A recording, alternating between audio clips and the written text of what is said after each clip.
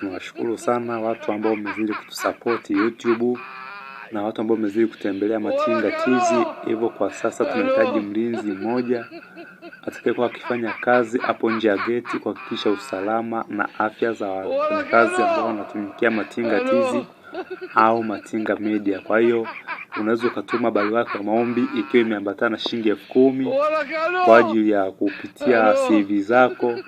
Tunawakaribisha sana, karibuni sana. Karibu Mr. Johnson.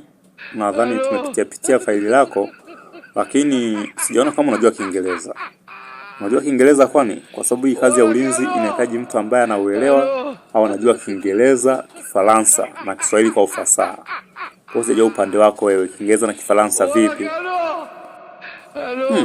Yaani bosi, sasa mimi hapo nilikuwa nataka niulize, kwani hao wezi watakao kuja kuiba watakuwa naongea Kiingereza? Maana mimi kazi yangu ni ulinzi. Sasa ulinzi na Kiingereza vinahusiana nini? Au wezi wao wanakuja wanaongea Kiingereza?